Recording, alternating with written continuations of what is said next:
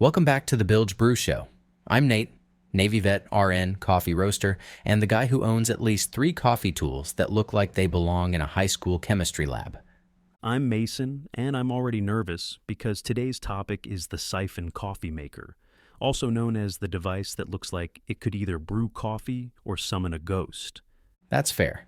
If you've never seen one, it looks like a glass science experiment sitting on a little burner. And if you have seen one, you've probably watched it like it's a tiny lava lamp that makes caffeine. Exactly. And here's the thing. Siphon coffee isn't some new trend. It's old school, like older than a lot of classic brewing methods people swear are traditional. So, we're talking real history today, not a barista invented it in Brooklyn. Real history. And we'll keep it practical too. What it is, why people love it, what makes it taste the way it does, and how to not mess it up. Before you do that, answer the big question. Is it siphon or siphon? Both get used. Siphon is more common in modern English. Siphon shows up a lot in brand names and older product language. You'll see both on boxes, menus, and forums where people argue like it's a constitutional issue. Perfect. Coffee people never miss a chance to argue about spelling. It's part of the hobby. Okay, what it is. A siphon coffee maker is a vacuum brewer. 2 chambers. Water goes in the bottom, coffee goes in the top. Heat pushes water upward.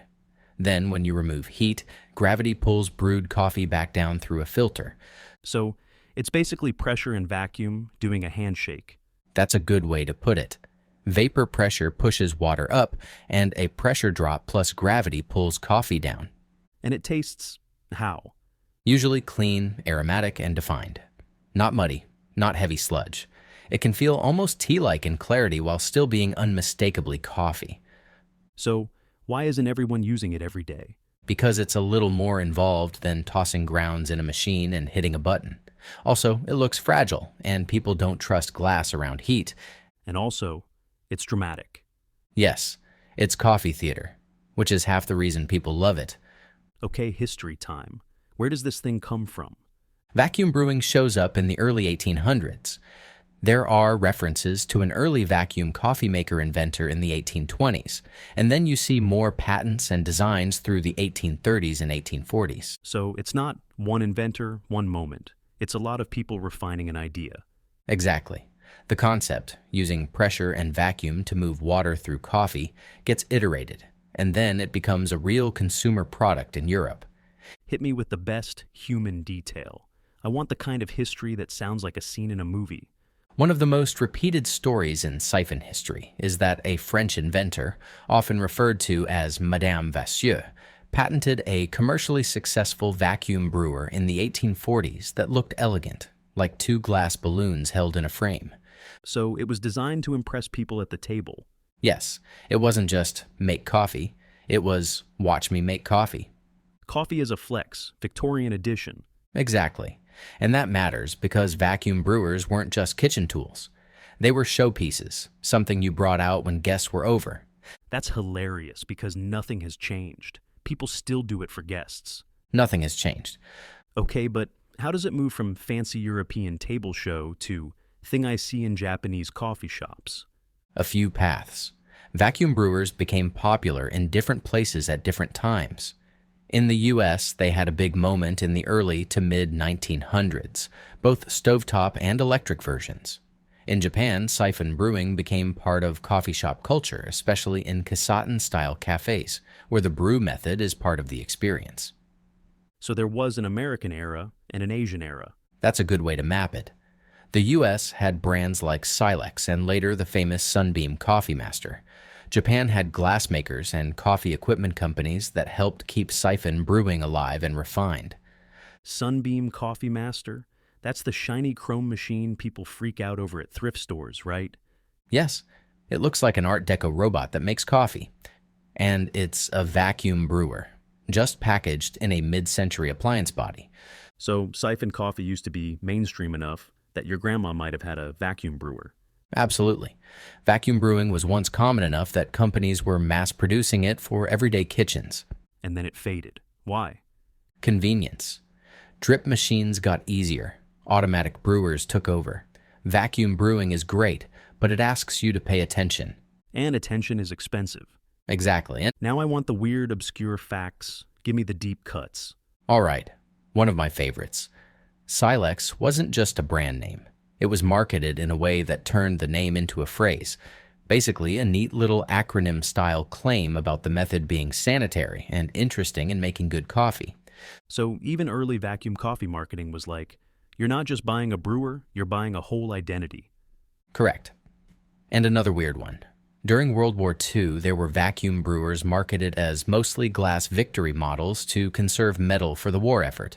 No way. So your coffee maker was basically a patriotic material saving device. Yep. Same brew method, different manufacturing choices because of the era. That's the kind of fact I want in my back pocket. And here's another. Some of the classic vacuum pots used a glass rod filter instead of cloth or paper.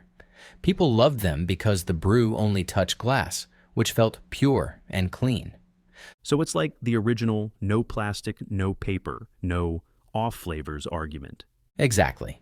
Okay, now get into the mechanics a little more, because Siphon looks magical, but it's just physics. Right. Here's the basic flow. You add water to the bottom globe. Heat it. As it heats, pressure builds and water rises through the tube into the upper chamber. You add coffee up top, stir to wet it evenly, and let it brew for a controlled time. Then you remove heat. The lower chamber cools, pressure drops, and the brewed coffee gets pulled down through the filter. So the drawdown is basically the vacuum moment.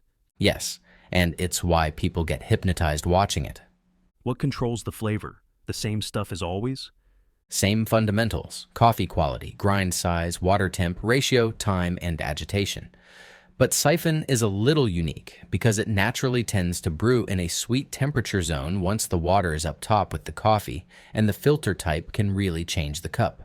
Explain filter types. Cloth filters are common. Clean cup, good clarity, still enough body. Paper filters can make it even cleaner, but not every Siphon uses paper by default. Metal filters can let more oils through, giving a heavier feel. Glass rod filters are the minimal contact option. Very clean and bright. So you can tune it like you tune other methods. Exactly. All right, if someone wants to try Siphon at home, what's the simplest don't screw it up setup? Keep it basic. Medium grind, a reasonable ratio, steady heat, and don't over-agitate. That sounded like a bumper sticker. Good. Because people overcomplicate Siphon. The brewer already does the fancy part. Your job is to not fight it. Let's put numbers on it. People love numbers. A very normal starting point. About 1 gram of coffee per 15 to 16 grams of water. Brew time in the upper chamber often lands around 1:15 to 1:45 after you've fully saturated and stirred. Then drawdown should be smooth and not painfully slow. What makes drawdown slow? Grind too fine, too much coffee, filter clogged, or you stirred like you were mixing cement. So basically, don't treat it like a protein shake. Exactly. Stir enough to saturate and create even extraction, then leave it alone. What about heat? Steady heat to get the water up, then lower heat so it maintains brewing without boiling like crazy. The goal is controlled extraction, not chaos bubbles. So it's actually a pretty disciplined method, even though it looks like a magic trick. That's why people love it. It's showy, but it rewards good fundamentals. Okay, now let's talk taste. Why does Siphon coffee taste different than pour-over or French press? Pour-over is percolation through a paper filter. Very clean, very clear, often slightly brighter. French press is full immersion and metal filtration. More oils, more body, more texture. Siphon sits in between. It's immersion-like brewing up top, then a filtered drawdown. So you get clarity without losing all the roundness. So it's like immersion plus a clean filter exit. Exactly. Now we've got to tie in coffee origin. You said today's subtle product plug is Drunken Sailor, Guatemala, whiskey barrel aged 30 days. Yep. And Siphon is a great way to highlight a coffee with layered aroma because Siphon tends to put aromatics front and center. Before we get to the barrel part, give me Guatemala coffee history. Fast, interesting, and real. Guatemala's coffee story starts in the 1700s, with coffee plants arriving in the country, often credited to missionaries, originally grown more like decorative plants. So, it wasn't a business at first.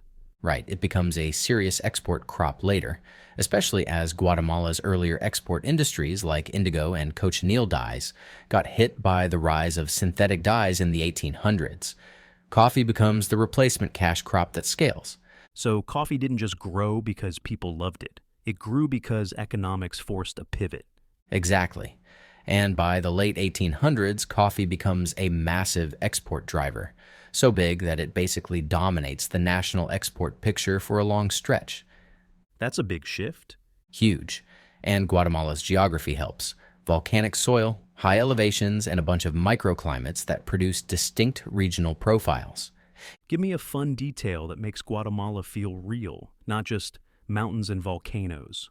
Guatemala's coffee regions are often officially categorized into distinct zones, and the country has a national coffee association, and a café, that's been around since 1960 to support research, technical support, and marketing for Guatemalan coffee. So it's not random. There's an actual organized coffee infrastructure. Yes. And that's one reason Guatemala can produce such consistent quality across different regions.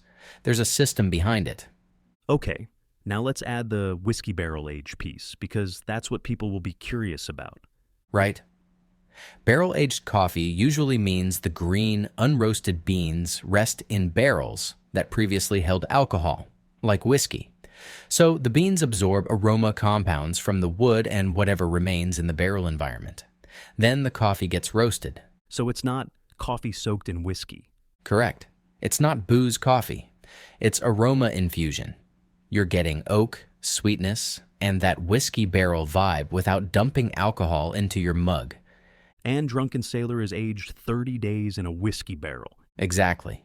30 days is a meaningful amount of time, long enough for the green coffee to pick up character, but not so long that it becomes a gimmick. That's a fine line, though. It is. Barrel-aged coffee can be incredible when it's done with restraint and good green coffee. It can also turn into a novelty if you start with mediocre beans or push it too hard. So the base coffee still matters. Always. If the coffee underneath is weak, a barrel can't save it. Okay, why would Siphon be a smart brew method for a whiskey barrel-aged Guatemala? Because Siphon highlights aroma and clean structure. If you brew it in something muddy, you can bury the subtle barrel notes under texture and oils. So Siphon gives the barrel notes a clean stage. Exactly. Think oak, warm sweetness, maybe a hint of whiskey-adjacent aroma without turning it into a syrupy mess. Now, I'm imagining someone brewing this and telling their friends they've engineered coffee. That's basically Siphon culture. Let's go practical again. If someone buys Drunken Sailor and wants to try it on Siphon, how do they nail it? Start with a medium grind, slightly coarser than you'd use for pour-over. Use a normal ratio, don't overdose, and keep brew time controlled. Why not overdose? Because barrel-aged coffees can already have strong aroma impact. Overdosing can make it feel heavy or overly woody. You want balance. So you're aiming for clean and layered, not oak plank. Exactly. What's a good first try recipe? For a 600 milliliter siphon, around 36 to 40 grams coffee, medium grind. Once water rises, add coffee, stir to saturate, then brew around 130. Kill heat, let it draw down clean. And if drawdown stalls? Go a little coarser next time and make sure your cloth filter is clean. Old coffee oils in a cloth filter can slow drawdown and add off flavors. So maintenance matters. A lot. Cloth filters are great, but you have to treat them right. Rinse well, store properly. Don't let them become a science project in your fridge. So the Siphon brewer can create a science project, but we don't want the filter to become one. Exactly. Now, give me more Siphon history. I want at least one more, I can't believe that's true, fact. All right. Vacuum brewers were once so normal that big appliance companies made electric versions and sold them as premium household items. The Sunbeam Coffee Master is one of the most famous examples, and museum collections catalog them as historical household technology. That's crazy. We went from, this is the premium coffee machine, to grandma's weird chrome thing. And now we're back to, this is cool again. What about the British angle? I keep hearing about Kona. Kona is a famous British vacuum pot line from the early 1900s that became a design classic. Some versions used a glass rod filter and had that clean, minimal look people still love today. So Siphon had a European design era, an American appliance era, and a Japanese cafe era. That's a solid timeline. And now it has a modern specialty era because people want intentional brewing again. Right. And because social media loves anything that looks like a ritual. So it's not just taste, it's the experience. Exactly. But I'll defend Siphon on flavor too. It's not just show. When it's dialed in, it produces a very readable cup, clear, aromatic, balanced. Now, tie that back to Guatemala again. What makes Guatemala a good pairing for that style? Guatemalan coffees often bring structured sweetness, chocolate and nut notes, and bright but controlled acidity depending on region and processing. In Siphon, those traits can show up cleanly without being masked. And with barrel aging? Barrel aging adds a layer, oak, warmth, and that whiskey barrel aroma.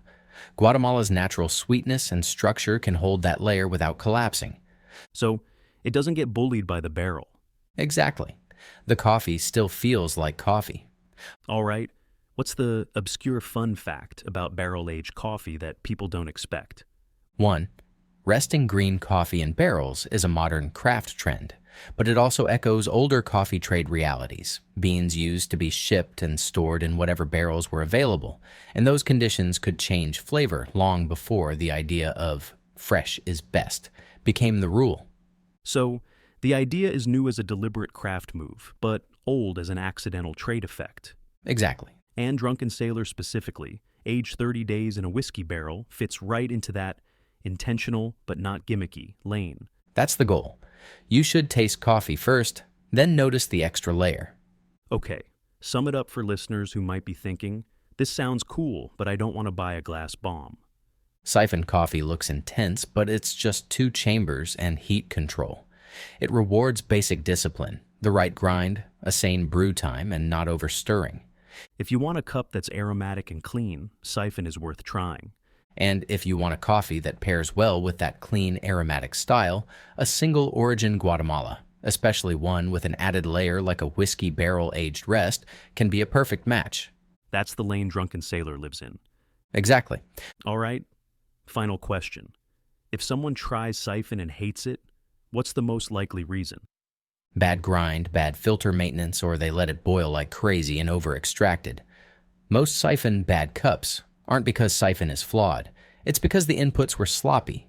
So, show up, do the work. That's always the answer. All right, that's it for today. Keep it simple, keep it clean, and if your coffee maker looks like lab equipment, just own it.